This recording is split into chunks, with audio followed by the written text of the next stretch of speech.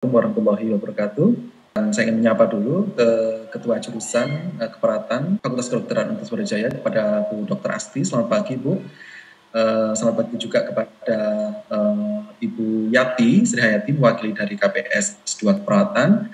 Dan juga saya menyapa juga kepada semua dosen di Jurusan Keperawatan Fakultas Kedokteran Universitas Brawijaya.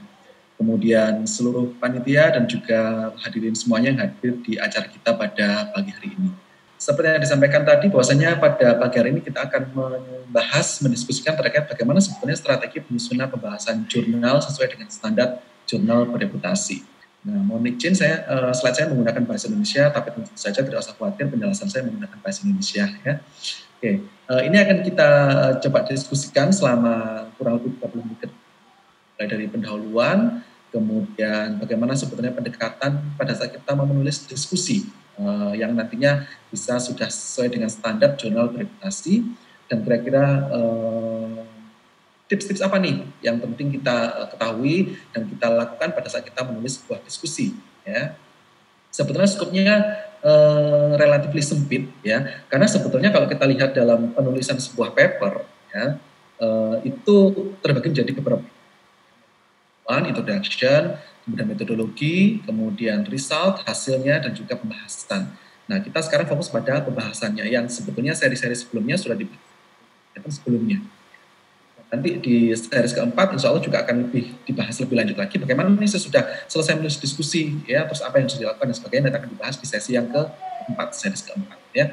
Nah, kalau kita lihat di sini, di discussion ini sebetulnya itemnya sih kalau kita lihat di sini salah satu referensi yang saya pakai adalah hanya 5 sebenarnya item yang penting, ya.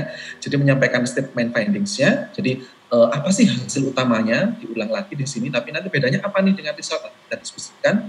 Kemudian mendiskusikan juga kira-kira dari hasil yang kita dapatkan dari penelitian kita kaitannya dengan penelitian sebelumnya itu seperti apa. Kemudian kira-kira mendiskusikan kira-kira implikasi, baik itu secara praktek maupun secara policy, kebijakan, kira-kira apa dari hasil penelitian kita.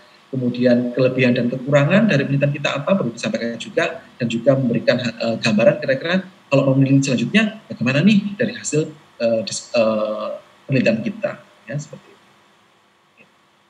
Sebetulnya discussion ini atau pembahasan ini itu adalah sebetulnya kita itu berusaha menceritakan kepada pembaca yang membaca kita, ya, itu bagaimana sebetulnya hasil-hasil yang didapatkan dari penelitian kita itu embedded atau fit atau pas nggak sih dengan literatur yang sudah ada selama ini, ya, apakah itu sejalan atau mungkin ada yang tidak sesuai, ya, dengan literatur yang sudah ada, dan kira-kira harus disambungkan. Yang penting adalah disambungkan dengan latar belakang yang sudah kita bikin, ya, di bab 1 atau mungkin di awal-awal, ya. Jadi memang harus terlihat benang merahnya, ya, mulai dari awal pendahuluan, ya, kemudian di metodologi, hasil sampai dengan diskusi itu nyambung, benang merahnya terlihat, ya. Kemudian di discussion ini itu sebetulnya pentingnya apa? Itu akan memberikan arti apa sih sebetulnya kenapa aku bisa begini? Ya, why this finding? Ya, kenapa sih kok hasilnya seperti ini? Nah, itu dibahas. Ya, saya pikir kalau misalnya dari Bapak Ibu semuanya, dari rekan-rekan semuanya di sini itu sudah pernah melakukan penelitian, ya, apalagi di sini saya kira sudah semuanya minimal S1, ya, maupun D3 sebenarnya sudah ada sentuhan-sentuhan penelitian. Jadi di situ saya pikir hampir semuanya sudah sedikit banyak pasti memahami lah sebenarnya diskusi itu apa, pembahasan itu apa, ya. Jadi kenapa sih kok hasilnya seperti ini? Kemudian memasukkan kira-kira kalau dilihat dari konteks teori, kira-kira nyambung nggak hasil penelitian saya ini?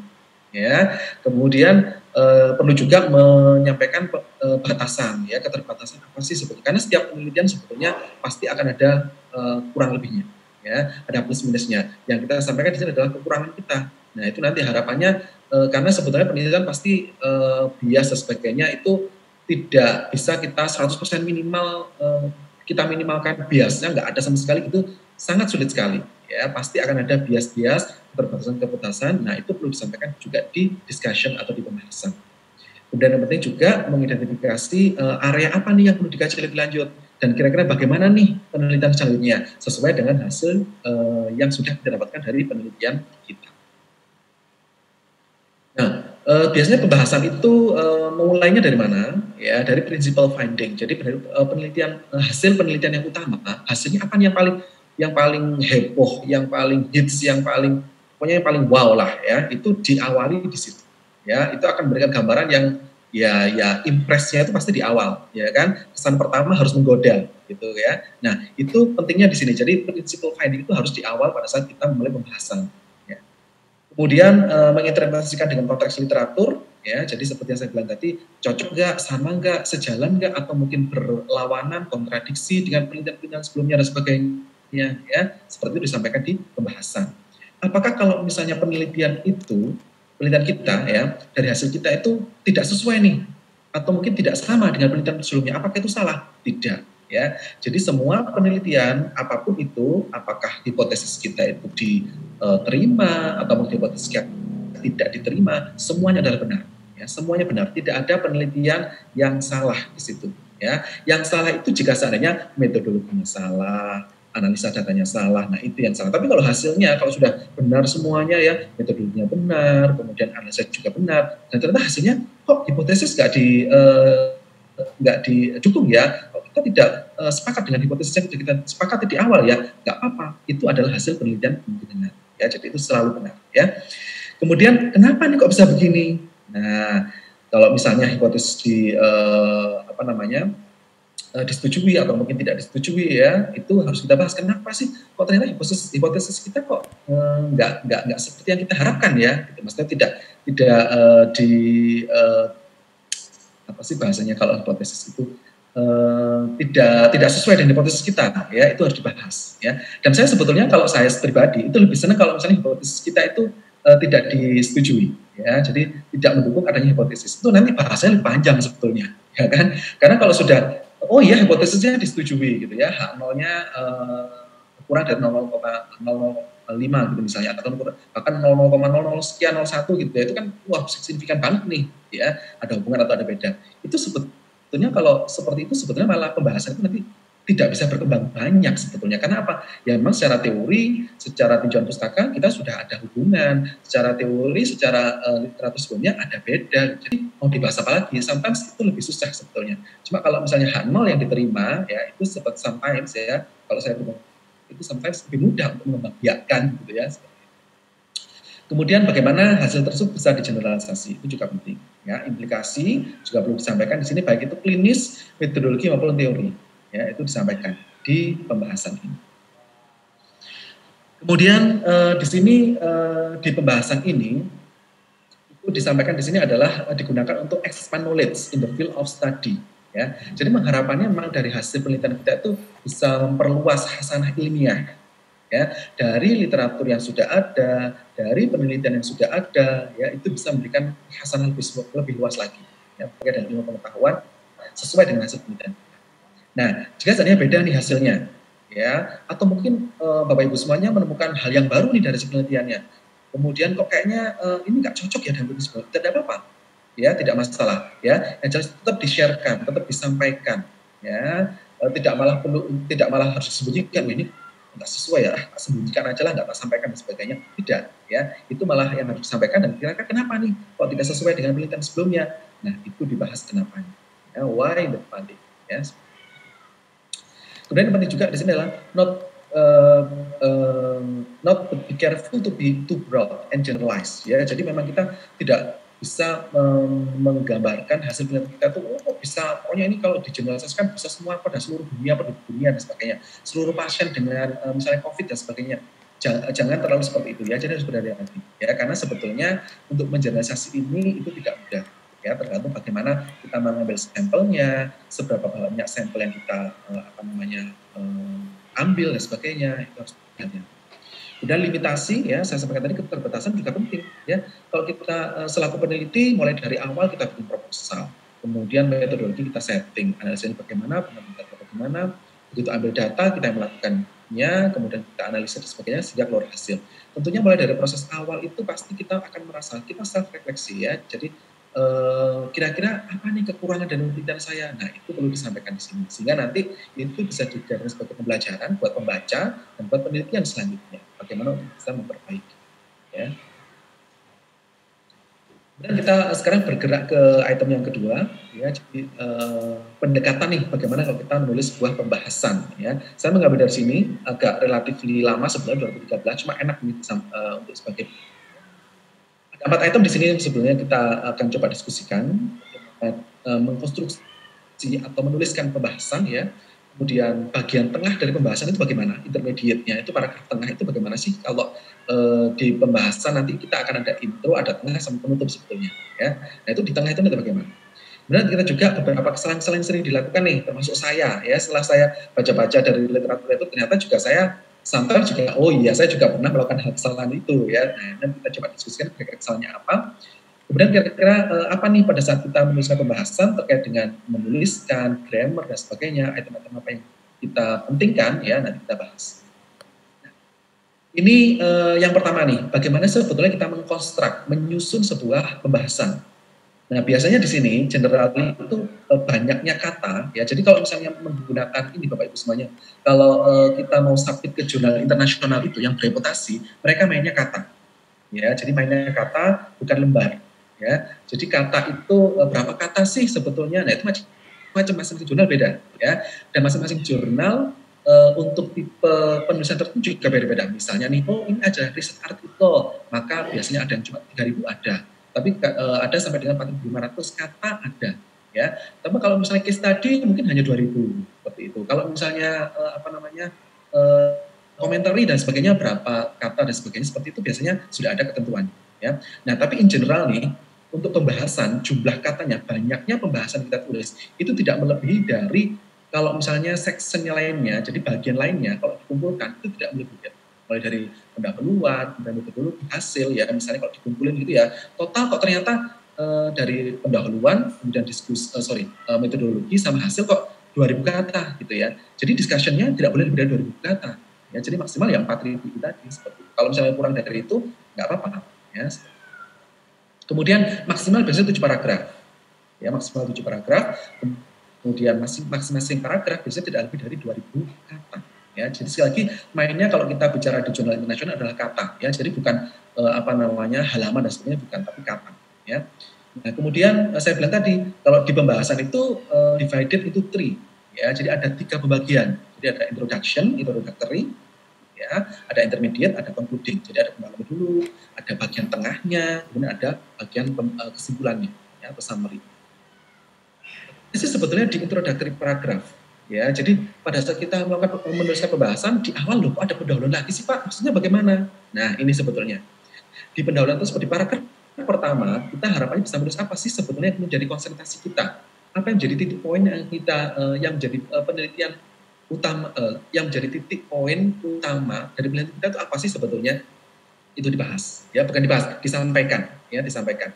Kemudian solusinya apa nih kira-kira dari hasil yang dari tujuan yang kita sampaikan tadi, yang kita ingin bahas itu tadi, kira-kira ada berapa solusi nih yang kita bisa sampaikan, apakah ada sesuatu yang baru atau berbeda atau mungkin inovatif dan sebagainya, dan kira-kira bagaimana hasil penelitian saya itu berkontribusi terhadap masalah yang ada selama ini. Nah itu di intro di situ. Jadi paragraf pertama itu seperti itu. Jadi tidak langsung nabrak langsung pada hasil gitu, enggak. Jadi ada intronya.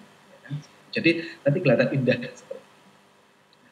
Ini kalau tadi ada introductory paragraph di pembahasan, tentunya kita juga ada introduction section. Jadi ada bab pendahuluan yang terlatar belakang. Sebenarnya bedanya apa nih, ya, antara intro yang awal latar belakang itu dengan discussion. Nah ini bisa kita lihat di sini juga, ya. Kalau melihat detailnya itu saya sampaikan juga sumbernya, ya. Contohnya ini adalah yang penting di sini itu adalah ini, ya, dari konten. Konten dan flow-nya itu yang dua terakhir itu, ya. Dari konten ini kalau di pendahuluan yang di awal itu kita menyampaikan sebetulnya saat ini literatur yang ada terkait dengan topik yang kita bahas itu apa sih, ya. Kemudian apakah ada gap, kemudian pentingnya kita membridging, jadi meminimalkan gap tersebut atau mungkin menjembatani gap tersebut itu bagaimana sih dengan menggunakan hipotesis kita. Nah, kalau yang discussion di pembahasan itu kita menyampaikan hasil kita, ya, kaitannya dengan literatur yang sudah ada saat ini yang sudah kita sampaikan di latar belakang itu bagaimana, ya? Karena sebetulnya kalau kita menulis sebuah paper, artikel untuk jurnal itu nggak ada literatur reviewnya, nggak ada tinjauan pustakanya kan nggak ada, ya. Jadi menggunakan introduction, biasanya langsung metodologi, kemudian langsung result, kemudian discussion. Jadi beda kalau kita mau bikin sebuah naskah skripsi, naskah tesis, atau mungkin disertasi, beda. Biasanya ada di bab 2 atau tinjauan pustaka. Nah, untuk kita menuliskan sebuah paper, artikel, itu tidak ada tinjauan pustaka. Ya, jadi di sini tinjauan pustaka yang ada, ya jadi saat ini itu sudah sejauh mana sebabnya kita terkait dengan yang kita teliti, itu dimasukkan di introduction. Ya, nah itu nanti kita matchkan dengan yang di hasil kita di pembahasan kita, bagaimana dengan yang sudah ada saat ini. Kemudian flow-nya penting, Bapak Ibu semuanya dan adik-adik semuanya, teman-teman semuanya. Flow, jadi pengorganisasiannya kalau introduction itu dari yang besar ya general kepada spesifik. Jadi suatu contoh misalnya yang mudah itu biasanya dari angka kejadian ya, dari angka kejadian COVID di dunia bagaimana sih, Asia Tenggara bagaimana, Indonesia bagaimana, Malang bagaimana. Nah, seperti dari yang luas ke yang lebih sempit. Berbanding sebaliknya kalau di discussion, di pembahasan. Kalau di pembahasan itu dari yang sempit ya, dari hasil penelitian kita, kemudian kita berusaha membukanya, melihat dari perspektif yang lebih lebar sesuai dengan penelitian yang sudah ada, dari konteks yang saat ini sudah ada, dari literatur yang sudah ada, seperti itu. Ya, bedanya itu. Kemudian untuk yang tengah habis ini kita bahas ya. Kemudian yang di bagian akhir itu kita harus menuliskan apa sih strong points-nya. Jadi item yang penting banget dari hasil penelitian kita itu kita sampaikan. Ya. Kemudian di sini disampaikan juga keterbatasan penelitian kita dan juga future direction ya, mungkin terkait dengan penelitian selanjutnya harus bagaimana sarannya dan sebagainya. Nah, itu juga muncul di concluding paragraph. Ya, jadi sebelum conclusion loh ya, sebelum conclusion ya, itu tetap di pembahasan itu biasanya akan ada future direction. Ini bagian tengah. Nah, ini penting sekali ini sebenarnya bagian tengah. Jadi tadi kita sudah bagian depan sama bagian belakang, kita sekarang bagian tengah. Di bagian tengah itu ada istilahnya adalah divide and conquer tactic. Jadi istilahnya itu divide itu memecah, conquer itu menyusun ya atau menggabungkan ya, seperti itu. Jadi ini sebetulnya intinya sih lebih kepada seperti ini. Jadi kita itu pembahasan kita itu menyesuaikan dengan hasil yang sudah kita bahas ya. Jadi dari section hasil ya, dari heading yang hasil result itu, kemudian kita membahasnya. Nah, item-itemnya itu kurang lebihnya adalah sesuai atau concurrent atau sejalan dengan hasil yang sudah kita bikin. Ya, oke. Gambarnya seperti ini lebih mudah mungkin dari gambar. Ya. Jadi contoh-contoh di result section. Jadi di hasil. Ya, di hasil ini ada misalnya, let's say di sini ada 5 hasil yang utama. Ya, jadi hasil 1 sampai 5. Kemudian hasil 1 itu nanti ya juga akan kita bahas di paragraf pertama ya, atau paragraf kedua setelah intro ya, itu di pembahasan kita. Kemudian nyambung juga di result yang kedua juga akan menjadi bagian dari paragraf yang kedua dari pembahasan kita. Dari bagian tengahnya seperti itu seterusnya sampai dengan nanti akan ada conclusion-nya di bagian akhir dari pembahasan ada limitation dan plan for future ya, itu adalah di bagian akhir. Jadi seperti itu, nyambung. Nah, ini nanti yang kelihatan benang merahnya itu di sini. Ya, jadi nyambung antara hasil dengan pembahasan, nyambung. Oh iya, dari hasil pembahasan pertama adalah terkait dengan hasil ini, yang kedua hasil itu, yang ketiga hasil ini, dan sebagainya. Itu nyambung dengan pembahasan. Kemudian apa sih sebetulnya kesalahan-kesalahan yang sering terjadi? Ya, yang pertama adalah kita terlalu panjang lebar. Jadi Indonesia Rayanya terlalu panjang, ya terlalu berbunga-bunga dan sebagainya. Asumsi kita dengan menuliskan yang panjang berarti itu nanti akan lebih bagus, belum tentu sebetulnya. Ya, di penulisan artikel yang standar berreputasi ya, yang sudah standar internasional, itu kita susah sebetulnya ya, karena susahnya begini, kita harus menuliskan yang singkat, padat tapi berisi, tidak yang berbunga-bunga seperti itu ya. Makanya di sini disampaikan kalau misalnya biasanya itu masing-masing jurnal itu sudah ada batasan ya, seperti yang saya bilang tadi. Oke, untuk seluruhnya adalah 4.000 kata. Nah, itu berarti biasanya mereka juga ada sudah di petunjuk buat penulis ya, author guidelines ya, itu sudah ada. Oh, untuk introduction berapa persen, oh metodologi berapa persen, result sama discussion berapa persen, sudah ada ya. Nah, kalau lebih dari yang disarankan, yang dianjurkan oleh jurnal tersebut, kalau 20 sampai 50 kata boleh, cuma tidak lebih dari 100 kata. Ya. Kemudian kesalahan yang berikutnya adalah pembahasan ini tidak sesuai dengan tujuan yang sudah ditetapkan di awal. Nah, di introduction, di pendahuluan itu yang bagus memang harusnya kemarin sudah dibahas ya, semoga ini juga tidak kelewatan. Di bagian akhir dari pendahuluan itu selalu mencantumkan tujuan.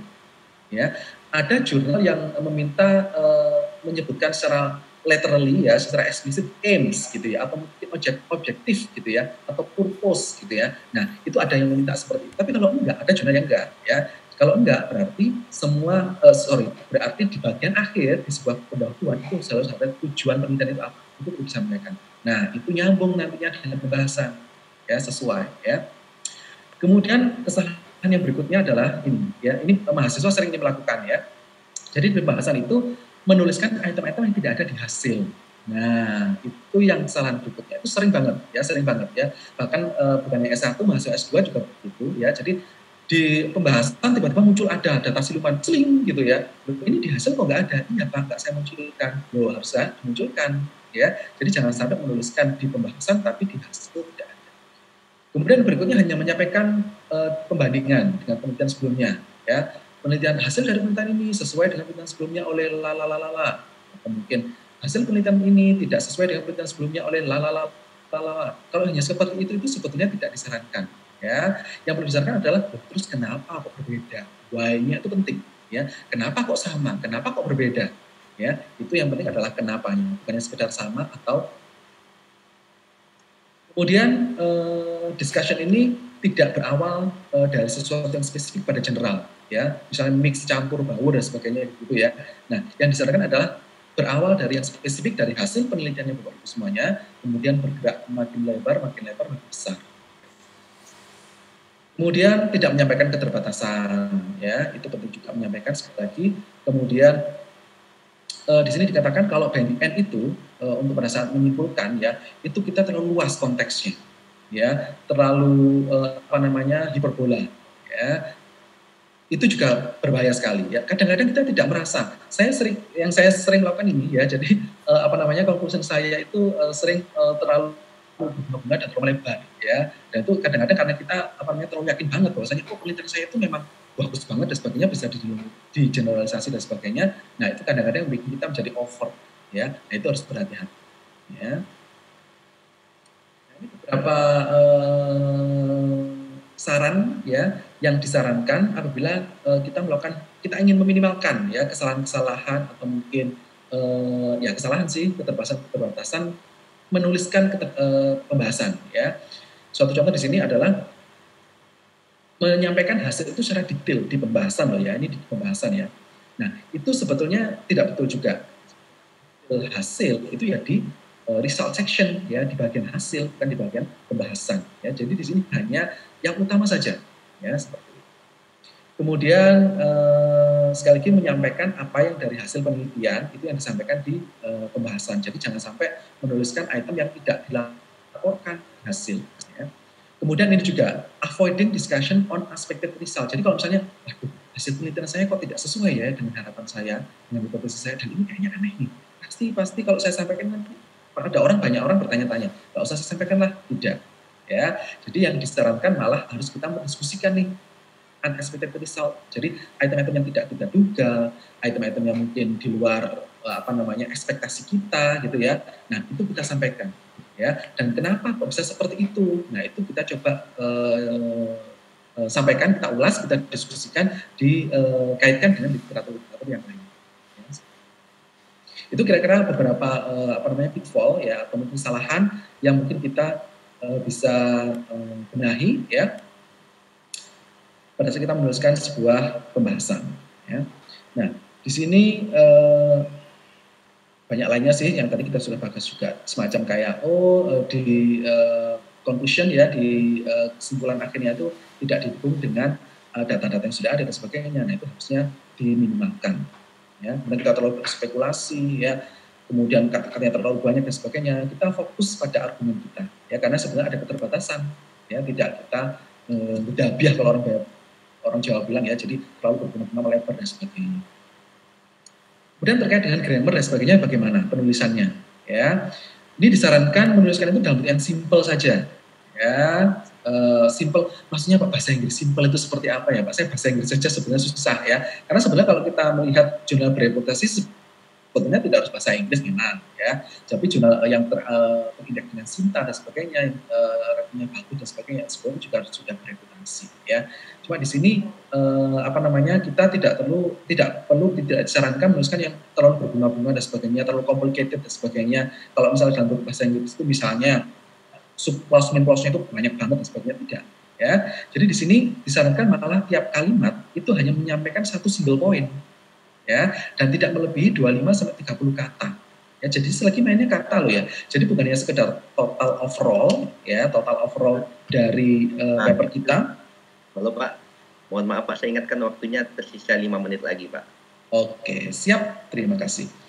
Kemudian di sini, nah itu yang disarankan juga yang bagus, itu penulisan yang bagus adalah di awal ya, awal paragraf ya, itu disambungkan dengan kalimat terakhir paragraf sebelumnya, baru kita bahas isinya apa.